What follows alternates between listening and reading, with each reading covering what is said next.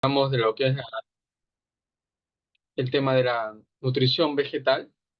Estamos hablando pues entonces todo lo que abarca o lo que concierne a la parte en la cual la planta toma los nutrientes de la solución, suelo, y los absorbe para poder cumplir las diferentes etapas de crecimiento, de desarrollo, de producción de la fruta, ¿no?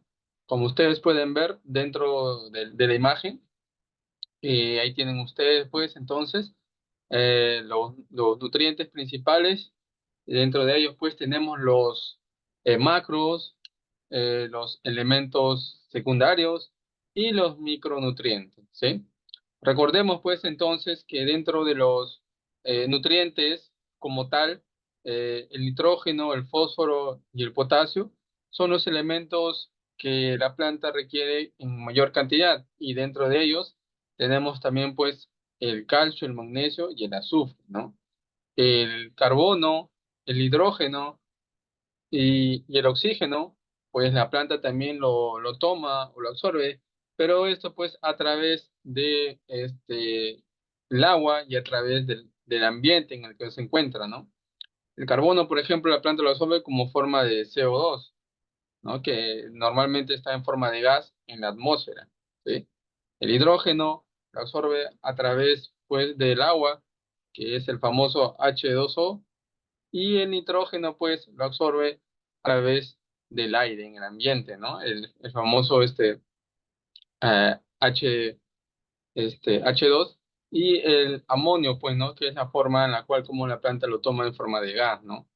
Entonces, este, ahí tienen ustedes los principales nutrientes que la planta pues toma, y ahí también están los micros, como ustedes pueden ver ahí, que van desde el hierro, cobre, zinc, boro, manganeso, cloro, molibdeno y el níquel, ¿sí?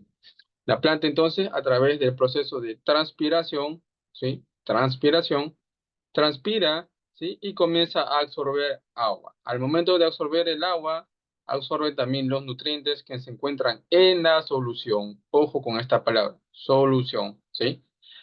Muchas veces el elemento puede estar en el suelo, ¿sí? Pero no está muchas veces disponible para la planta. Y es a veces cuando nosotros hacemos algún tipo de análisis de suelo y observamos pues que por ahí un nutriente está en altas concentraciones, pero la pregunta es, la planta empieza a sentir los síntomas de ese elemento. Entonces nos preocupamos y decimos qué es lo que está pasando si el elemento está dentro del suelo, ¿no? Y es que muchas veces ese elemento, como les menciono, no está de forma disponible para la planta, ¿no? Quizás está de manera, en el complejo de cambio, de repente está como forma,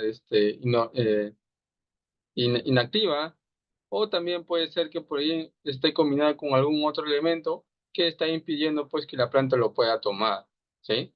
Entonces, por ello es importante analizar y ver entonces si el elemento que el cual estamos viendo o observando pues está de manera disponible en la planta, para la planta, ¿ok? Bien, vamos a ver entonces también, y aquí lo tienen de manera ya un poco ya más resumida, ¿sí? Los nutrientes esenciales que la planta toma o absorbe para cumplir sus diferentes procesos fisiológicos y para poder pues producir una determinada cantidad de fruta, ¿ok? Los macronutrientes, ya lo habíamos visto y lo habíamos mencionado, son 9. Dentro de ellos pues está el carbono, oxígeno, nitrógeno, hidrógeno, fósforo, potasio, magnesio, calcio y azufre. Bien, están los micros, ustedes pueden ver ahí. Y pues, ¿qué pasa? Que también adicional a estos 17 elementos que son esenciales, ¿no? Para la planta, también pues existen otros elementos que son no esenciales, pero que también pues la planta los requiere en menores cantidades para poder cumplir con sus procesos fisiológicos. Dentro de ellos está pues el sodio, el silicio, el cobalto, el selenio y el titanio. Para algunos quizás es raro escuchar estos elementos que sean, digamos, tomados por la planta, sobre todo el sodio, ¿no? Que es un elemento que muchas veces ocasiona problemas en el suelo y que también pues dentro de la planta ocasiona ciertas quemaduras, ¿no? O toxicidad, y la planta pues en vez de mejorar los rendimientos pues bajan completamente, ¿sí? Entonces, en el caso de...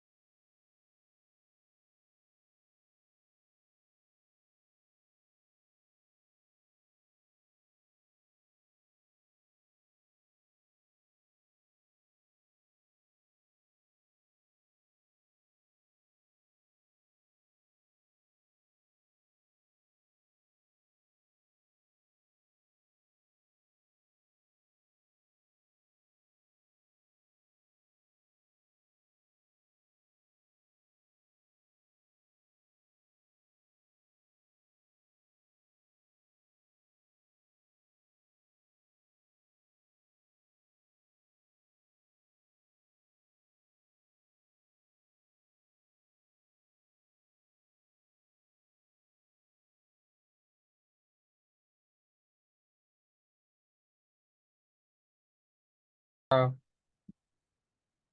retomar la, donde nos habíamos quedado, estábamos hablando sobre los otros elementos que son no esenciales, ¿sí? Y que son importantes, entonces, para la planta, para que puedan, digamos, desarrollarse con total facilidad y también puedan, digamos, cumplir sus diferentes eh, periodos dentro del ciclo de la planta. La había mencionado, es importante mencionar, por ejemplo, el sodio, que es un elemento que muchas veces es tóxico para la planta, y no solamente para la planta, sino también para el suelo, ¿no? El silicio, por ejemplo, en la actualidad se utiliza mucho y bastante, más que nada en la parte de sanidad vegetal, como un elemento, ¿sí? Que crea una protección o una cubierta y logra pues ayudar a que, digamos, la planta no esté tan expuesta al tema de plagas y de enfermedades, ¿sí? Igual pues el cobalto, el selenio y el titanio, que básicamente son considerados como elementos también tóxicos para la planta, pero que en pequeñas cantidades pues son muy necesarias para la planta. Acá tienen un ejemplo ustedes, por ejemplo, las plantas acumuladoras de silicio, en el caso del arroz, la caña de azúcar, que confieren pues tolerancia al estrés biótico y abiótico, mejorando la calidad y los rendimientos. ¿Sí? Muy bien. Entonces, entonces, es importante saber también cuáles son las principales funciones de estos nutrientes, ¿sí? De manera rápida, ahí tienen ustedes cuáles son las diferentes funciones que cumplen cada elemento, ¿sí? Empezando desde el nitrógeno, ¿sí? Que es un elemento pues que importante para el crecimiento vegetativo, lo que es la eficiencia fotosintética y la formación de fotosintato, ¿sí? Luego también tenemos el fósforo, que es un elemento que ayuda básicamente a lo que es la energía y que pues es importante o responsable del metabolismo de la planta, ¿no? También ayuda a promover el crecimiento y el desarrollo radicular. Y muchas veces pues al momento del trasplante se aplica bastante el fósforo como un medio pues para poder ayudar a estimular el crecimiento y el desarrollo de las raíces, ¿sí? Y que también es importante porque le da energía a la planta para poder cumplir sus desarrollos, y esto pues a través del ATP, ¿no? El adenosín trifosfato, ¿ok? Igual para el caso del potasio, que ya básicamente a diferencia del nitrógeno, que es rendimiento, y fósforo, que le da energía a la planta, el potasio, por el contrario, le da una calidad. ¿A qué nos referimos con calidad? Pues nos da el transporte o la translocación de azúcares, ¿sí? Generalmente cuando la planta entra a una etapa ya de lo que es maduración, se utiliza bastante este elemento, ¿no? Como un medio de transporte de los azúcares, que básicamente hace que los azúcares que se encuentran en la hoja se trasladen a la raíz para una reserva, ¿no? Posteriormente, la siguiente campaña, la planta necesita reservas para poder desarrollarse y crecer, pues, naturalmente como se estima, y para ello, pues, se utiliza este elemento, ¿no? Otro factor muy importante es la regulación de estomas y también la tolerancia al estrés biótico, ¿sí? Ahí también entonces están los micronutrientes y los macronutrientes. En el caso de los macronutrientes, es importante mencionar rápidamente también que tiene que haber una relación muy importante en el tema del calcio, magnesio y del potasio, ¿sí? La relación dentro de ellos, pues, es importante y tiene que cumplirse de manera tal que cuando hay un excesivo, por ejemplo, calcio, se ve afectado o se ve la deficiencia del magnesio. Igual se ve también los síntomas de deficiencia del potasio, ¿sí? Por ello es que tiene que haber una relación, ¿ok? Dentro de los elementos también es importante mencionar que existe un proceso conocido como sinergismo y antagonismo, ¿sí? Que básicamente, cuando hablamos de antagonismos, vienen a ser aquellos cationes que compiten entre sí para entrar a la planta. Ejemplo de ello, por ejemplo, como lo mencionaban en antes o hace poco, el problema del potasio, cuando el potasio, digamos, quiere ingresar a la planta, compite con el calcio, ¿sí? Ojo, importante considerar que, por ejemplo, el potasio es monovalente y el calcio es divalente. Pero ¿qué pasa? Que cuando se juntan o se hidrata este cation, sí, este cation, este, lo que hace es eh, duplicar, ¿sí? Su, digamos, tamaño, a diferencia del calcio que mantiene su tamaño y por ende, pues muchas veces es trasladado o compite con este elemento, ¿sí? Igual pasa, por ejemplo, con el sodio, el magnesio, el amonio con el potasio, el amonio con el calcio, el amonio con magnesio, potasio con magnesio y calcio con magnesio. Esto, entonces, es lo que nosotros conocemos como antagonismo, ¿sí? La capacidad que tiene un elemento de competir con otro para poder ingresar a la planta. Por su contrario, cuando hablamos de sinergismo, vienen a ser aquellos cationes y aniones que se ayudan mutuamente para ingresar a la planta. Es decir, aquí no hay una competencia. ¿Sí? No es que van a competir para ingresar a la planta, sino que acá se van a ayudar para poder ingresar a la planta. Ejemplo de ello, pues, es el potasio, por ejemplo, ¿no? Que dentro de ello, con el nitrato, se ayudan para poder ingresar a la planta. ¿Y esto por qué? Porque si ustedes se dan cuenta, el nitrato es un anión, tiene carga negativa, y el potasio tiene una carga positiva. Por química básica sabemos de que cuando una sal viene a ser la unión de un catión con un anión, ¿sí? Entonces, al momento de juntarse el nitrato con el potasio, se forma la sal conocida como nitrato de potasio. Y esto ayuda, pues, entonces, a que los dos puedan ingresar a la planta. En el caso del antagonismo, como habíamos visto hace poco, acá las dos cargas son positivas, ¿no? Y cargas positivas, química básica también, se repelen, ¿no? Pero compiten para poder ingresar a la planta, ¿sí? En cambio acá pasa, en el sinergismo pasa lo contrario, ¿sí? Por ello entonces es la importancia dentro de la nutrición vegetal conocer los antagonismos y los sinergismos que existen entre ciertos minerales, ¿ok? Bien, este es un ejemplo, una imagen que muestra, por ejemplo, el ciclo básico de los nutrientes, ¿no? Hablando de manera, digamos, un poco amplia y general, ¿sí? Los nutrientes disponibles en la solución del suelo. Fíjense la palabra solución del suelo. No dice el complejo de cambio, dice solución del suelo, ¿sí? Recuerden entonces que la planta, para que pueda tomar el elemento, necesita estar dentro de la solución del suelo, ¿sí? ¿Qué es la solución del suelo? Aquel, digamos, proceso en la cual el complejo de cambio que está cargado negativamente, ¿sí? El complejo arcillo húmico libera el mineral o el nutriente, y este nutriente pues entra en contacto con el agua y pasa a formar parte de la solución, ¿sí? En química también habíamos conocido y aprendido de que, por ejemplo, ¿qué es una solución? La suma de un solvente por un soluto, ¿sí? Eso se llama disolución, ¿ok?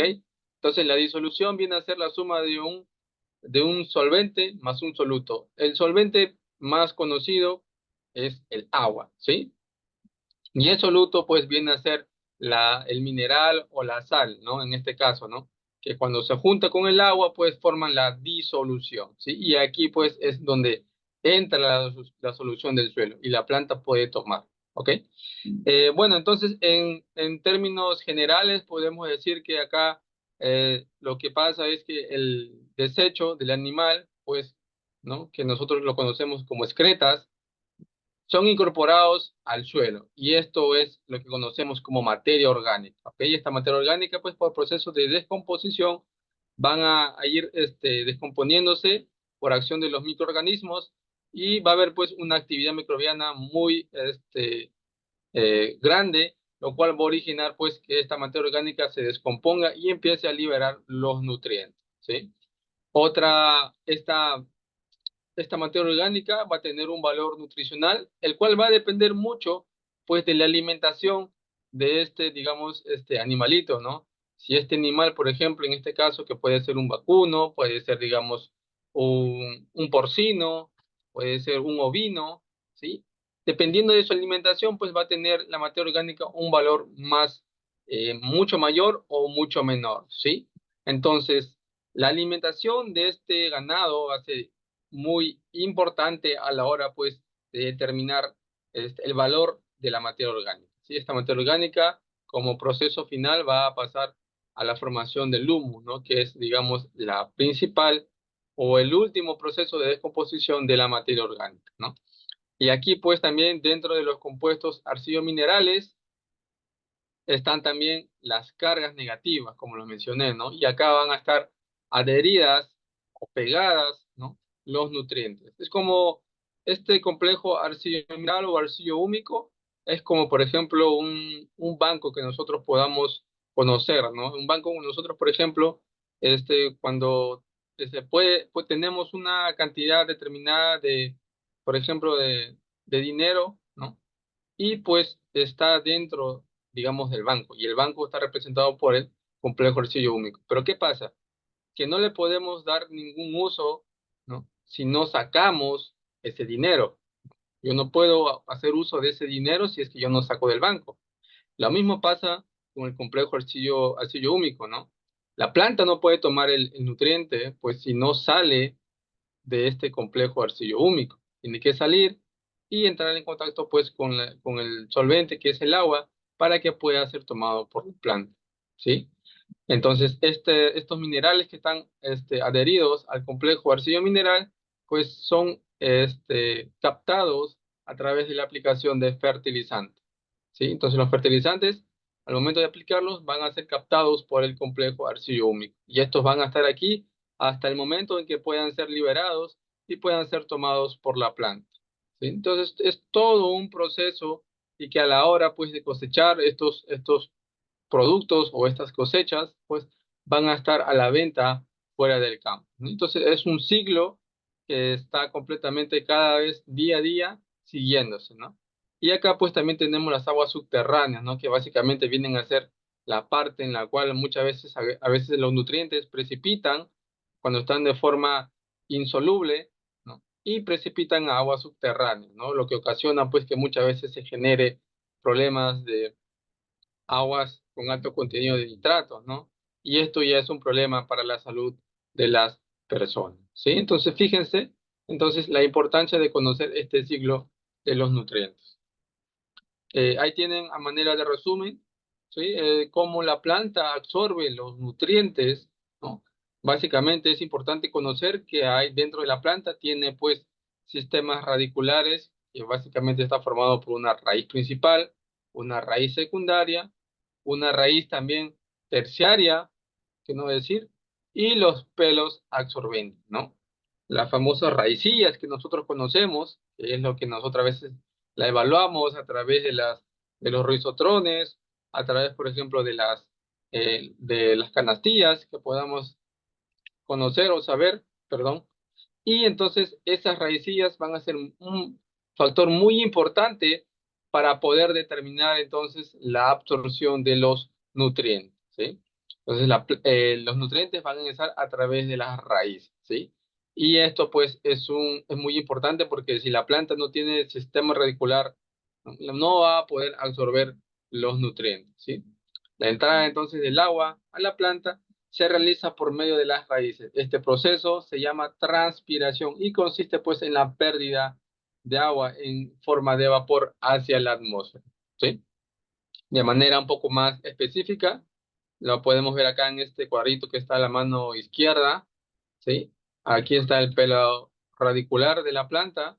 Esta es la partícula del suelo, el complejo arcillo húmico, que como les mencioné está cargado negativamente, tiene cargas negativas, y acá se adhieren pues los cationes, ¿no?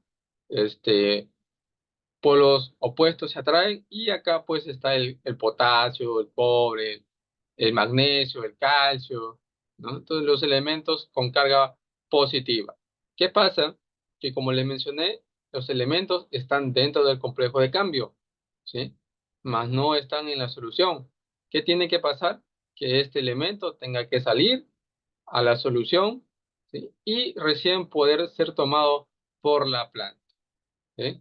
Acá tienen un ejemplo básico de lo que es el agua con el CO2, el dióxido de carbono, que cuando se junta pues el dióxido de carbono con el agua, que es el solvente, se forma el ácido carbónico, ¿no? Y este ácido carbónico también cuando sigue en contacto con el agua, pues se libera un hidrógeno. ¿Y qué pasa con este hidrógeno? ¿Qué ocasiona en los suelos?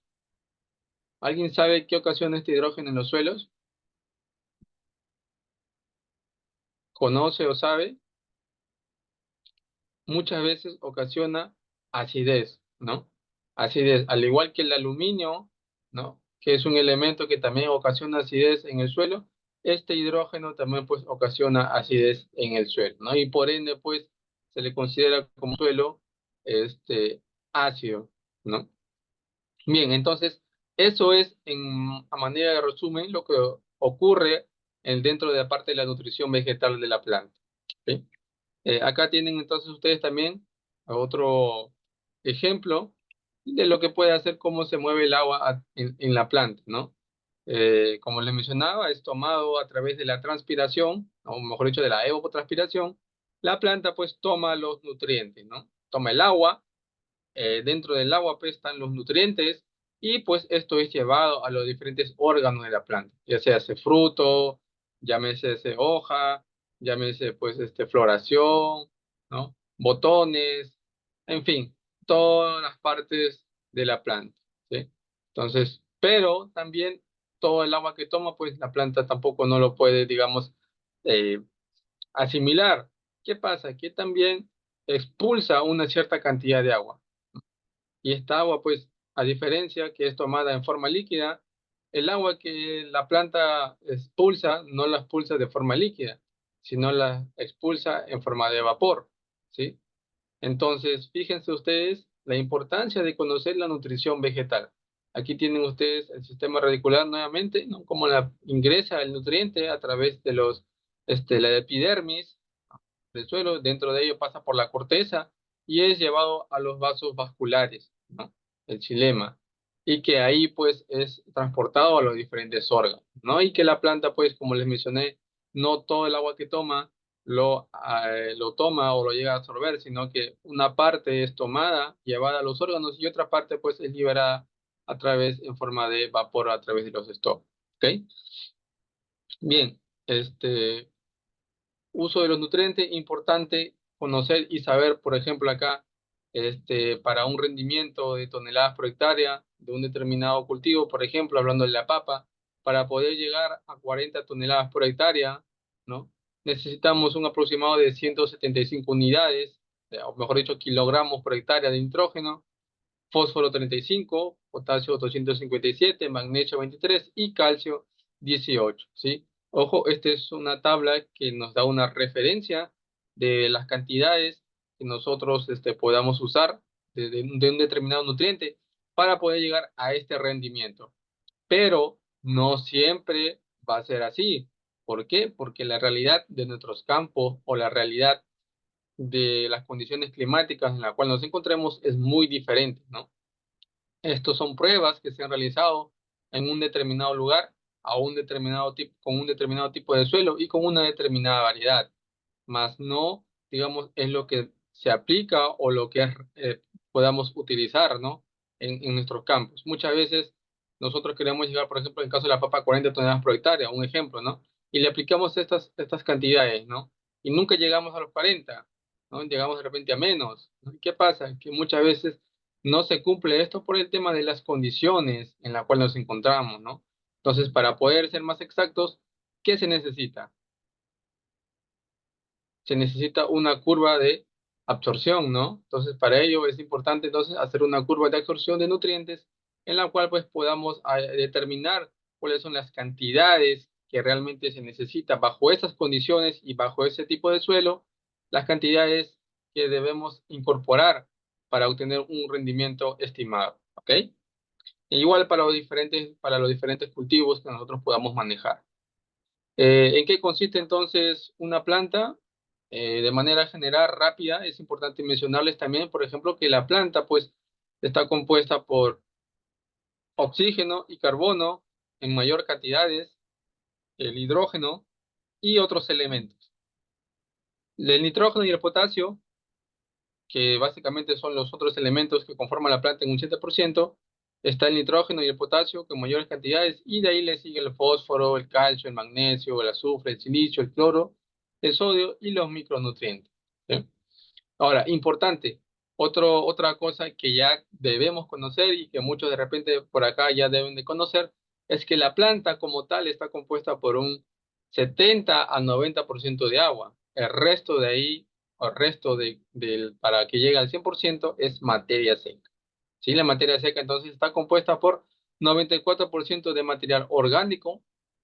El material orgánico, como ustedes saben o conocen, pueden ser fibras, carbohidratos, proteínas, grasas, ¿no? Y el 6% restante son cenizas, ¿no? Entonces, en resumen, la mayor cantidad de composición de la planta, ¿sí?, está compuesta por agua. Y lo restante o lo que queda es simplemente materia seca. Básicamente, la mayor composición o el agua es básicamente agua, ¿no?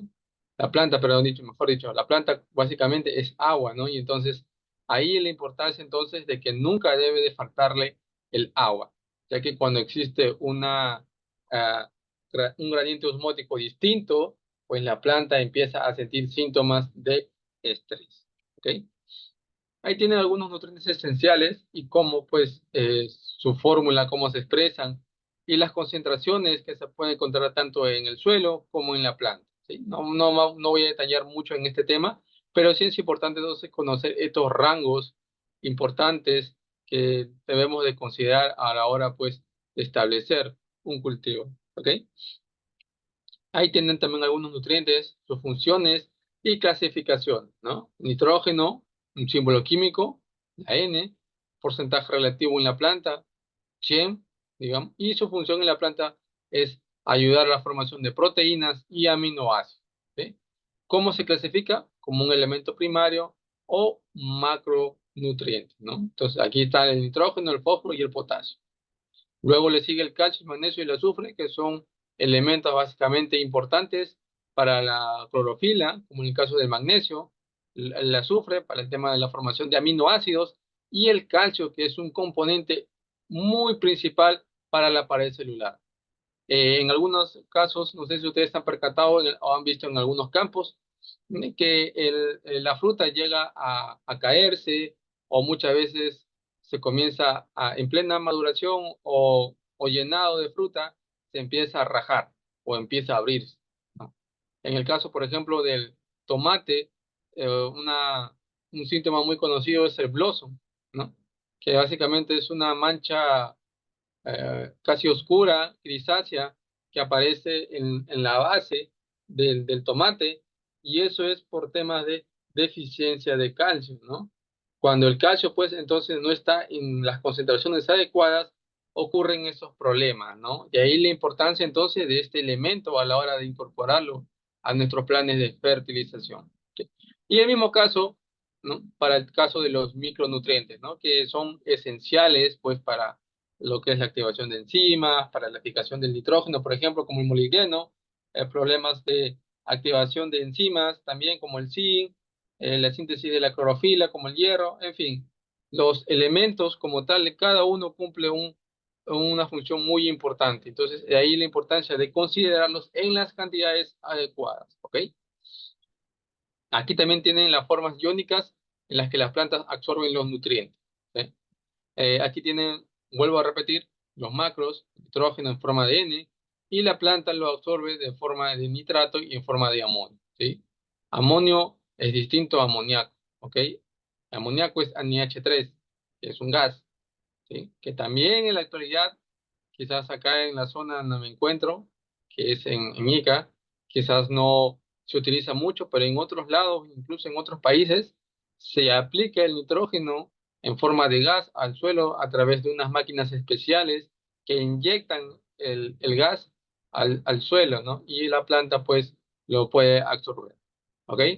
Entonces, igual, ahí tienen el caso de los macros como el fósforo, el caso del HPO2 en forma de ácidos, el potasio ¿sí? En forma de guión, de catión potasio, el calcio igual, el magnesio, el azufre, por ejemplo, en forma de sulfato, el cloro en forma de anión, igual el fierro en forma de catión, el boro como ácido bórico, el manganeso como ion es catión manganeso, igual el zinc, el cobre, el molibdeno como óxido de molibdeno y el níquel como elemento catión. Fíjense entonces la importancia de estos elementos y conocer la forma como lo absorbe la planta, ¿sí? Dentro de ello, pues, existen los antagonismos y los sinergismos. Recuerden, calcio compite con el potasio. Lo habíamos visto, ¿no? Entonces, compiten para ingresar a la planta. ¿Por qué? Porque ambos son cationes. ¿Ok? Igual el calcio compite con el magnesio y compite con el potasio para poder ingresar a la planta. Igual pasa con el zinc y con el cobre, níquel, ¿sí? Pero, ¿qué pasa cuando hablamos de sinergismo? Cuando se ayuda, ¿ok? Cuando se ayudan entre sí para ingresar a la planta. En este caso, por ejemplo, ¿no? Hablamos, por ejemplo, del ácido fosfórico, ¿no? Que en, cuando se junta, por ejemplo, con un calcio, un, digamos, fosfato de calcio, ingresa a la planta. Y estos dos pues se unen, ¿por qué? Porque uno es un anión y este es un catión. Por los opuestos se atraen y forma la sal. Y esta sal pues es aquella a la cual la planta va a absorber. ¿Ok? Entonces fíjense entonces de aquí parte la importancia de conocer las cargas de los elementos a la hora de realizar la función de ingreso a la planta. El crecimiento del cultivo depende entonces del abastecimiento de nutrientes, ¿sí? Ahí tienen ustedes, o es importante conocer las etapas fenológicas del cultivo, ¿no? En qué etapa se requiere con mayor cantidad y en qué momento pues va disminuyendo la concentración de nutrientes para la planta, ¿sí? La concentración a la hora del inicio no es lo mismo a la hora que la planta está ya en senescencia, ¿no? Muchos elementos a la hora de iniciar como el nitrógeno, el fósforo, se necesitaban con mayor cantidad. Y a la hora, pues, de la senescencia, ya estos elementos se aplican en pocas cantidades. Por eso es importante conocer, entonces, las etapas fenológicas del cultivo. La absorción de los nutrientes, de manera rápida también, por ejemplo, acá tenemos que los iones de los nutrientes deben estar disueltos en el agua. Eso ya lo habíamos mencionado dentro de la solución del suelo, para que las plantas la puedan absorber. Y los iones pasan desde la solución del suelo hasta el centro vascular, que son los vasos vasculares de las raíces, a través de la membrana celular. El movimiento a través de la membrana puede ser pasivo o activo. Aquí de repente vienen algunos términos que de repente desconocíamos y es importante conocerlos, ¿no? La absorción de nutrientes o el movimiento a través puede ser pasivo y activo. Por ejemplo, hemos conocido y hemos sabido de que los nutrientes llegan a la raíz de tres formas, ¿no? O mejor dicho, de tres mecanismos: flujo de masas, difusión E intersección radicular. Flujo de masas, cuando los nutrientes se mueven en la solución del suelo hacia las raíces en la corriente de la transpiración. Es decir, flujo de masas es aquel movimiento que se realiza cuando la planta transpira y conforme la planta va transpirando, entonces va tomando agua y dentro de esa agua va tomando nutrientes, ¿no? Es un flujo de masas, ¿no? La planta libera y va tomando, libera y toma, ¿no? Es un como un círculo, ¿no? Que la planta va absorbiendo nutrientes y agua y conforme transpira va absorbiendo más. Y es un flujo o una cadena que constantemente está realizándose en la planta. Difusión viene a ser según el gradiente de concentración, es decir, una zona de mayor concentración a una zona de menor concentración. Si acá hay mayor cantidad de agua y la planta tiene menor cantidad de agua, ¿qué va a hacer la planta? No va a botar más agua, ¿no? Porque obviamente, al contrario, está necesitando más agua. Entonces, lo que va a hacer es tomar el agua que se encuentra en el suelo para poder absorberlo y hacer un equilibrio, de manera que tanto en el suelo como en la planta haya un equilibrio hídrico entre ambos, ¿ok? Eso viene a ser la difusión. Y la intersección radicular, pues, viene a ser las raíces, pues, intersectan con los iones o con las sales al crecer en las zonas donde están los nutrientes, ¿sí? Básicamente es cuando la planta, o mejor dicho, el sistema radicular crece y entra en contacto pues con el elemento. Y al encontrar el elemento en dicha zona o en dicho punto, lo absorbe pues de manera que si está en forma, digamos, asimilable, ¿no? Entonces, esa es la forma como la planta toma los nutrientes. Flujo de masa de mayor a menor concentración, intersección radicular, ¿sí? Cuando entra en contacto con el elemento, y difusión, ¿no? Cuando una zona de mayor a menor concentración, ¿ok? Ahí tienen ustedes entonces el flujo de masa, que es el movimiento pasivo. ¿Por qué se dice que es pasivo? Porque pues aquí, digamos, el movimiento de nutrientes a las raíces es en el flujo de agua, ¿no? Y depende también esto de las condiciones climáticas, ¿sí? Causado por la transpiración, entonces esto de aquí hace que los nutrientes ingresen de manera pasiva a la planta. Las cantidades proporcionales al agua empleada y a la concentración de nutrientes, pues independientemente de las características del suelo y de las técnicas de riego, ¿sí? La difusión también es, digamos, una manera de absorción pasiva, al igual que el flujo de masas. Y acá podemos definir entonces la palabra lo que es pasivo, ¿no? Típico de nutrientes con flujo de masa, las cuales entran a la planta con el agua y el movimiento pues se realiza a través de la membrana por diferencia de concentraciones, ¿no? A favor de la gradiente de concentración. La activa, por su contrario, es un transporte de minerales que básicamente está dado por el potencial eléctrico generado y la cual ocurre a través de la membrana en contra de la gradiente de concentración. A diferencia del anterior, era a favor de la gradiente de concentración. Acá es en contra de la gradiente de concentración y pues requiere energía para bombear a los iones hacia adentro de la célula. ¿Ok? Dentro de ello también pues es importante conocer que en el agua, pues, los nutrientes deben pasar a través de las células hasta llegar al xilema, ¿sí? Pero para poder llegar al xilema, que es los vasos vasculares, donde la planta los transporta los nutrientes a los órganos distintos de la planta, el ingreso puede ser apoplástico o simplástico, ¿sí? Este es un término también nuevo que de repente muchos desconocían y que es importante conocer. Por ejemplo, el movimiento interno de los nutrientes, por ejemplo, son transportados desde las raíces hacia las hojas a través del xilema. Eso ya lo conocemos y lo sabemos quizás, ¿ok? Pero también los nutrientes pueden ser transportados y distribuidos y traslocados desde las hojas viejas hacia las hojas jóvenes y las raíces a través del floema. Entonces, xilema es cuando la planta lo transporta, ¿no? Hacia, digamos, las hojas, ¿no? Y floema, cuando los nutrientes son transportados desde las hojas viejas hacia las hojas jóvenes, ¿ok? Acá el término xilema es en la transpiración, donde el movimiento es pasivo, ¿sí? Que no requiere, digamos, energía o desgaste por parte de la planta. Y en caso de floema, cuando es por gradiente de presión hidrostática, el movimiento es activo, ¿no? Es decir, requiere energía. Entonces, el xilema, como ese transporte, digamos, más este, pasivo, va a ser aquel, pues, cuando la planta lo va a transportar hacia las hojas jóvenes. El floema, pues, ya va a ser un intercambio, ¿no? Desde las hojas, viejas hacia las hojas jóvenes, ¿sí? Va a transportar entonces nuevamente el nutriente hacia las hojas jóvenes, digamos que es la parte donde más lo necesita, ¿ok? Y movimiento interno de los nutrientes, ahí tienen, por ejemplo, también que una vez dentro de la raíz, los nutrientes se mueven hacia el tallo en la corriente de la transpiración.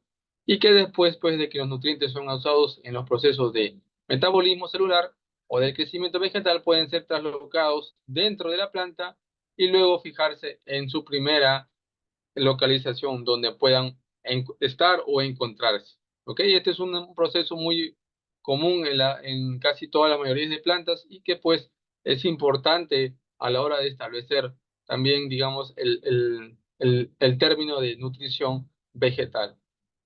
Movimiento, bueno, básicamente es importante conocer que los nutrientes pueden ser traslocados en la planta, pueden ser, digamos, móviles dentro de la planta, ¿no? En el caso del molibdeno, el magnesio, el potasio, el fósforo y el nitrógeno, y los poco móviles, por ejemplo, en la planta vienen a ser el boro, el zinc, el manganeso, el cobre, el hierro, el calcio y el azufre. ¿Qué pasa? Que cuando, por ejemplo, tenemos problemas de síntomas de deficiencia de algún elemento, por ejemplo, del fósforo, ¿qué es lo que pasa con el fósforo? El fósforo, al ser un elemento móvil dentro de la planta, pues las deficiencias muchas veces van a ocurrir en las plantas mayores, ¿no? Ya que el elemento va a ir, digamos, a las partes más jóvenes y en las partes más adultas, ¿no? Este elemento va a ser muy carente. Por el contrario, cuando el elemento es inmóvil, ¿no? Los síntomas de deficiencia ocurren muchas veces en las partes jóvenes, ¿no? Y entonces es ahí donde podemos identificar más o menos por qué la deficiencia del elemento se está presentando en esas condiciones. ¿Ok? Ahí tienen entonces también los nutrientes móviles y los poco móviles. A manera de resumen, podemos decir entonces que el nitrógeno, la deficiencia generalmente se presenta en las partes viejas, ya que de repente, como habíamos mencionado, el nitrógeno es muy móvil dentro de la planta, entonces al irse de manera rápida a las partes jóvenes, la deficiencia va a ocurrir más en las partes adultas, ¿no? Igual en el tema del fósforo, del potasio e incluso también del magnesio, ¿no? Acá en esta imagen de acá, el de la figura 8.1, se puede apreciar un poco más claro y de forma detallada de que las deficiencias de nitrógeno, fósforo, potasio y magnesio ocurren en esta zona, en las hojas viejas, ¿no? Que son las que están en la parte inferior. Y los síntomas de deficiencia en las hojas jóvenes son porque los elementos son, en este caso, por ejemplo, más móviles, ¿no? Entonces, de esa manera podemos determinar entonces la deficiencia del elemento y de cómo se puede presentar en las plantas. ¿Ok? Ahí tienen, de manera de resumen, sí, tampoco lo voy a detallar, pero ahí lo voy a dejar para que puedan revisarlo, ¿no? Cuáles son los síntomas y las correcciones respectivas que se deben tomar en cuenta a la hora de identificar la deficiencia o la falta de un elemento. En el caso del nitrógeno, el fósforo, el potasio, el magnesio, el hierro, el boro, el zinc y el manganeso. ¿Ok? Revísenlo, es muy importante conocerlo y considerar ciertos factores a la hora de pues, darle una mejora a los cultivos. Ya cuando hablamos de bioestimulación agrícola, como último punto, pues acá simplemente lo que es importante mencionar y acotar es que la bioestimulación puede, digamos, entender como la inducción, pues, para promover o retrasar un proceso fisiológico, ¿no? En pocas palabras o en términos generales, podríamos decir que los bioestimulantes son sustancias orgánicas que se utilizan para potenciar el crecimiento y el desarrollo de las plantas y entregar mayor resistencia a las condiciones de estrés, ya sea de forma biótica o abiótica, ¿no?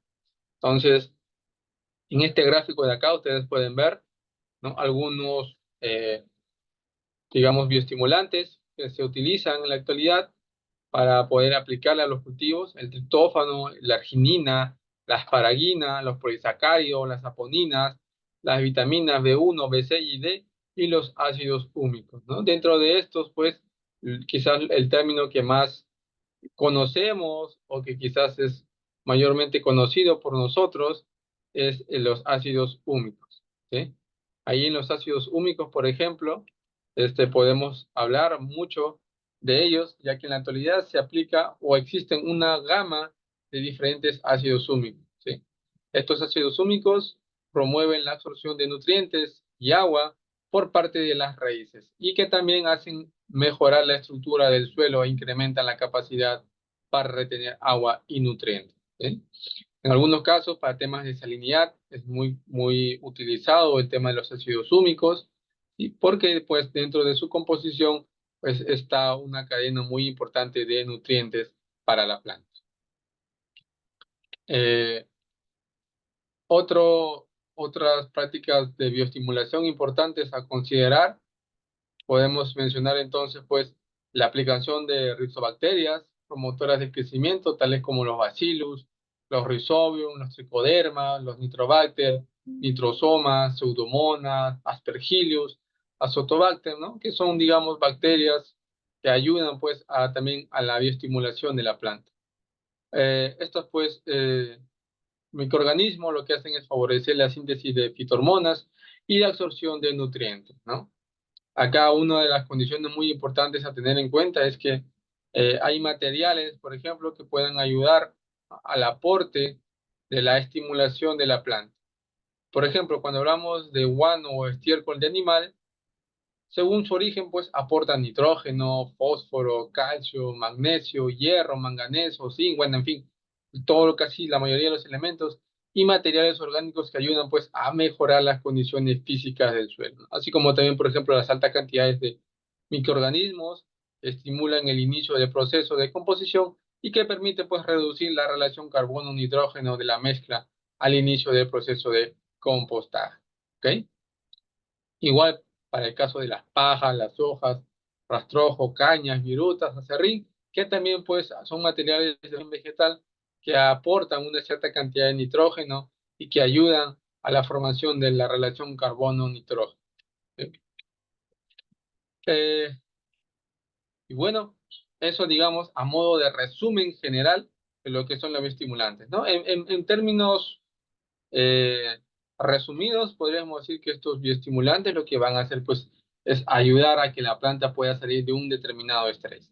Por ejemplo, un estrés muy común que podamos conocer es el estrés de sales, ¿no? O el estrés por temperaturas.